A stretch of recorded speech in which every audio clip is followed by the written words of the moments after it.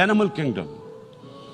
But unfortunately, the Muslim leadership was so scared of being called radical Islam that all of them became moderates.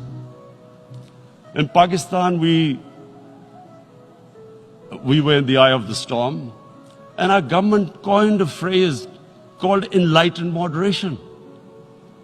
No one knows what it meant, but everyone started putting on Western suits that they were moderates, started speaking. Even those who didn't know English would speak English because they were moderates. No one had a clue what it was, because we, in the Muslim world, did not explain to the West that there is no such thing as radical Islam. One of the reasons why, after 9/11, Islam was supposed to be equated with terrorism was suicide attacks. Because the 9/11 bombers did a suicide attack, all sorts of theories came up that the Muslims are involved in suicide attacks because they will get virgin in heavens. Some came up with, what about women, suicide attackers? So this bizarre thing happened. No one explained.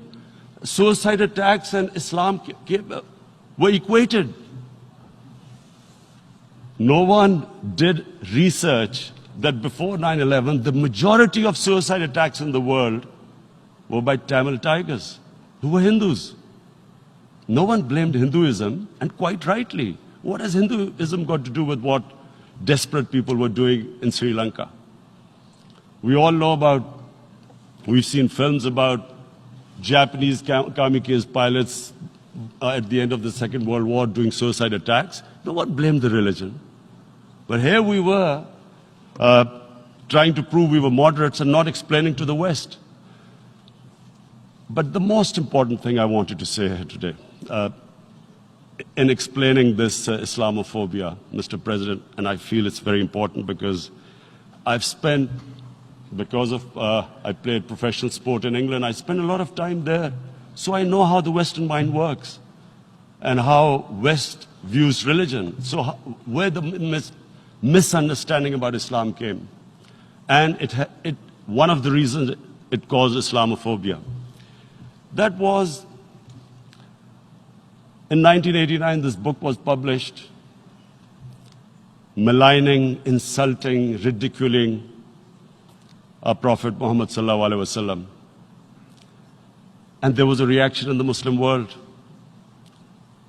The West couldn't understand what was the problem. Because in the West, because I have spent so much time in the West, religion is perceived completely differently.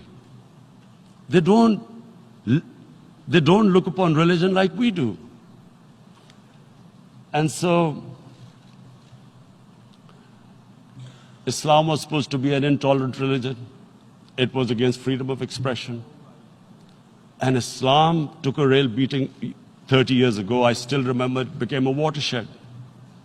And every 2 or 3 years, someone would malign our Prophet, peace be upon him.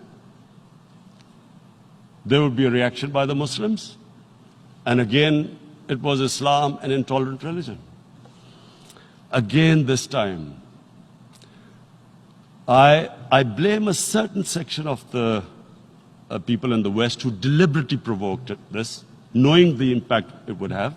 But the majority of the people in the West didn't understand. This is where, again, Muslim leadership let the Muslims down. We should have explained to them what our Prophet, peace be upon him, means to us. So in 1 minute, I'll try and explain what he means to us. Our Prophet was the witness to the divine book, the Holy Quran. The Holy Quran is the book of guidance for Muslims, and the Prophet's life was living the Quran. He was an example of what the Quran guided us to be. So he is the ideal we all try to get to. The Prophet created the state of Medina, the first state in Islam. That state was the basis of a Muslim civilization which became the predominant civilization for the next 700 years. And what was that state? I hear such strange things about Islam, that it is against women, it's against minorities. The first state of Islam in Medina, it was the first time a welfare state was set up. The state took responsibility of the weak, widows, orphans, poor people, handicapped. It taxed the rich, spent the money on the poor. The state announced that all human beings are children of Adam, hence equal, whatever the color of their skin. The state announced, the Prophet announced that, and slavery, the whole system depended on slavery as it did for many years in the Western societies. The Prophet said that one of the greatest deeds is to free a slave. But because the society depended on slavery, he said, but if you have to, treat them as an equal member of the family. And as a result, something happened in a Muslim world which hasn't happened in any other civilization.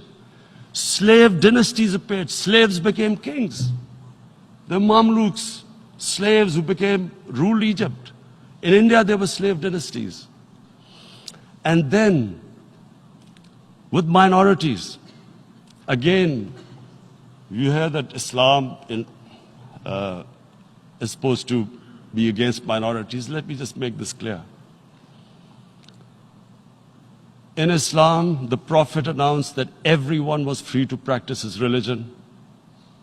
It was a sacred duty to protect the places of worship of all religions. He announced that every person is equal in front of law, whatever his religion or his color.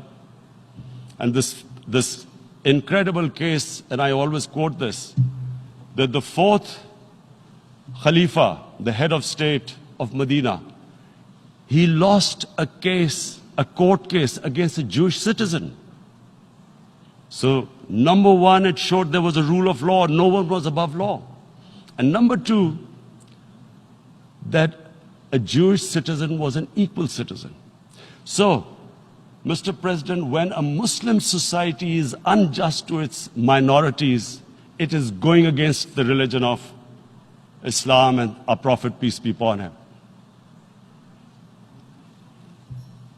So, it is important to understand this.